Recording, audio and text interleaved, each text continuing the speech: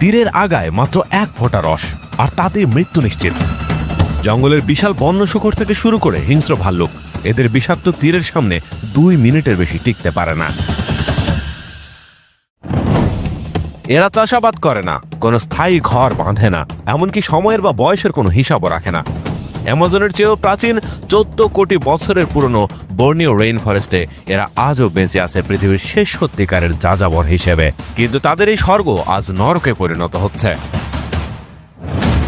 তাদের বাঁচাতে গিয়েই এই গহীন জঙ্গলে রহস্যজনকভাবে নিখোঁজ হয়েছিলেন এক সুইস যুবক, যার খোঁজ আজও মেলেনি। আজকের ভিডিওতে আমরা জানবো পেনান উপজাতির সেই অকল্পনীয় জীবনযুদ্ধের গল্প, যাদের কাছে জঙ্গল শুধু বাসস্থান নয়, বরং এক পবিত্র সত্তা। চলুন হারিয়ে যাই বর্নিওর গহীনে।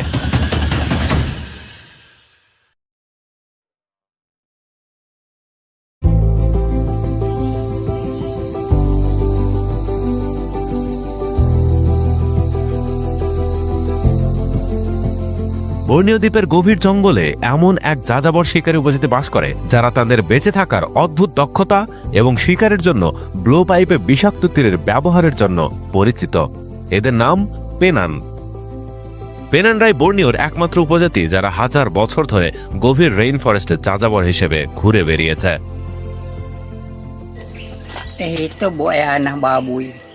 Ito kasi nito pagga temen ito awa tong baboy. বালা একজন আধা যাযাবর পেনান। জঙ্গল ধ্বংস হয়ে যাওয়ায় তিনি এখন একটি গ্রামে আশ্রয় নিতে বাধ্য হয়েছেন। ফুটেজে দেখা যাচ্ছে তিনি বাঁশের তৈরি একটি পাত্রে তাজেম নামক একটি মারাত্মক বিষ ভরছেন। এই বিষ তিনি শিকারের তীরের আগায় ব্যবহার করেন। এই বিষ আসে তাজেম নামক একটি গাছ থেকে, যা 40 মিটার পর্যন্ত লম্বা হয়। কাঁচা অবস্থায় এই গাছের রস যদি রক্তে মিশে যায়, তবে হার্ট অ্যাটাক হয়ে মানুষ মারা যেতে পারে। পেনানরা বিশেষ প্রক্রিয়ায় এই বিষকে আরও শক্তিশালী করে তোলে, যা বড় প্রাণীকেও 2 মিনিটের কম সময়ে মেরে ফেলতে পারে। বালা খুব সাবধানে সেই বিষাক্ত রস শুকনো পাতার তৈরি একটি পাত্রে ঢালছেন। মজার ব্যাপার হলো, রান্নার হাঁড়ি বা জল গরম করার পাত্র হিসেবেও তারা এই বিশেষ পাতা ব্যবহার করে।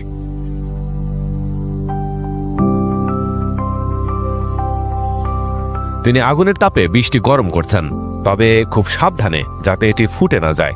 সঠিক তাপমাত্রাই এর কার্যকারিতা বাড়ায়। বিষটিকে আরও শক্তিশালী করতে তার একটি বিশেষ রেসিপি মেনে চলে। বিভিন্ন গাছ নির্দিষ্ট অনুপাতে মেশানো হয়, এরপর তীরের আগায় সেই মিশ্রণ লাগিয়ে আগুনের পাশে শুকানো হয়।